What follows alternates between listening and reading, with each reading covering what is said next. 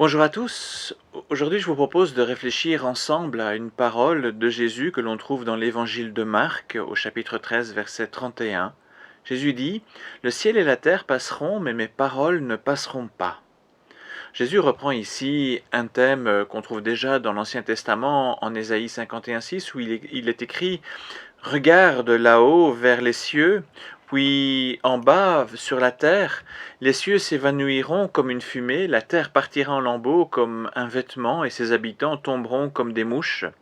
Mais la délivrance que j'apporte subsistera toujours. Mon salut n'aura pas de fin. Alors subdivisons la réflexion en 3 points. Une parole fiable, une parole durable et une parole profitable. 3 hables. Alors commençons avec le premier aspect, une parole fiable. Aujourd'hui, nous n'avons jamais eu autant de moyens de communication pour transmettre des informations, mais paradoxalement, il devient plus difficile d'assurer la fiabilité de l'information.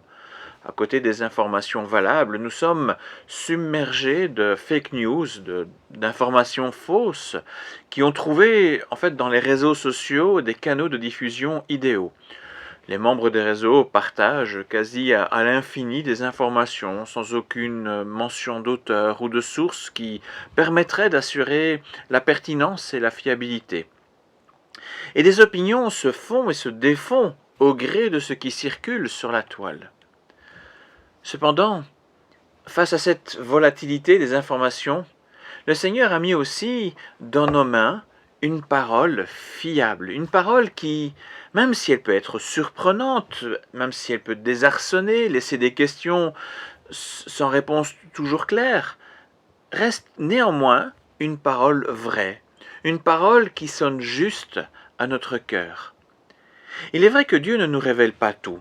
Il ne répond pas forcément à toutes nos questions. Cependant, il en dit assez pour ne pas être perdu dans l'ignorance. Assez pour garder la bonne direction, assez pour savoir que nous ne sommes pas seuls. Et parce que cette parole reste fiable et pleine de vérité, nous pouvons y trouver un support pour construire notre pensée, notre éthique, notre vie. Deuxièmement, il s'agit d'une parole durable. Dans l'écologie actuelle, écologie dite durable, il y a cette idée que la vie humaine ne fait que passer par rapport à notre univers qui perdure génération après génération. C'est la nature qui devient quelque part la norme, parfois dans certains cas presque la référence divine. Pourtant, la parole du Christ parle d'une parole qui est plus durable que le monde. Ce n'est possible que si cette parole est celle de quelqu'un de plus grand que notre univers. Une parole qui reste même quand la terre et le ciel ne restent plus, ne peut être que celle du Créateur du ciel et de la terre, et qui existe et existera de toute éternité. Ainsi donc cette parole qu'il nous donne nous parle de son projet d'amour avant même que le monde fût, et qui restera après la disparition de notre monde. Tout ce que nous lisons dans l'Écriture nous parle de ce projet de Dieu à notre égard. Et parce que Dieu ne change pas, ce qu'il a dit aux anciens au sujet du salut reste toujours valable aujourd'hui. 20 siècles après la rédaction des évangiles, par exemple, le fond reste d'une actualité surprenante. Bien évidemment que le contexte humain a changé, une autre époque, une autre culture, une autre langue, une terre différente. Mais au-delà de cela, il reste une vérité intrinsèque, un projet fabuleux dans la parole de Dieu qui continue à parler au cœur, génération après génération, à répondre à nos attentes les plus profondes. Tout ce que Dieu a voulu avant la création du monde s'accomplira, même quand le monde qui est le nôtre disparaîtra. Cette parole durable, c'est pour nous que le Seigneur l'a prononcée afin que nous sachions bien qu'il a vivement désiré, souhaité notre existence et qu'il souhaite toujours vivement nous donner la vie pour l'éternité. J'en viens à présent au troisième point, une parole profitable. Quand nous considérons lucidement toutes les paroles que nous pouvons lire, que nous pouvons dire nous-mêmes, nous nous apercevons assez vite que beaucoup de nos paroles n'apportent rien, ne construisent rien. Notre langue tire plus vite que notre ombre, pour reprendre un petit peu l'image de Luc et Luc. Il en va tout autrement de la parole de Dieu.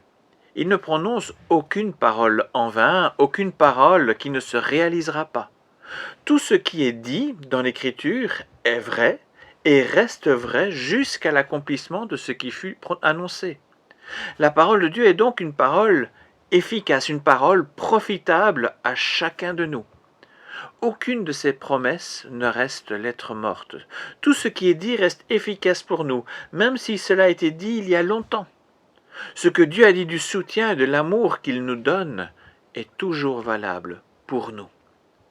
Voilà donc non seulement 3 bonnes raisons de sans cesse nous plonger dans cette parole fiable, durable, profitable afin d'affermir notre foi et guider notre vie, et cela bien sûr à travers la lecture de cette parole au quotidien, mais aussi 3 bonnes raisons de rendre grâce à ce Dieu qui n'est pas resté silencieux, mais qui s'est fait connaître à nous par cette parole. Alors je termine en citant encore un bref extrait du livre d'Ésaïe au chapitre 55. La pluie et la neige tombent des cieux, mais elles n'y retournent pas sans avoir arrosé la terre, sans l'avoir rendue fertile, sans avoir fait germer les graines. Elles procurent ainsi de la semence au semeur et du pain à celui qui a faim. Eh bien, il en est de même pour la parole qui sort de ma bouche, dit le Seigneur. Elle ne revient pas à moi sans avoir produit d'effet, sans avoir réalisé ce que je veux, sans avoir atteint le but que je lui ai fixé. C'est dans la joie que vous sortirez de captivité, c'est dans la paix que vous serez ramenés chez vous. Devant vous, les montagnes et les collines éclateront en cris de joie, et tous les arbres des campagnes battront des mains pour applaudir. Merci pour votre écoute et à bientôt.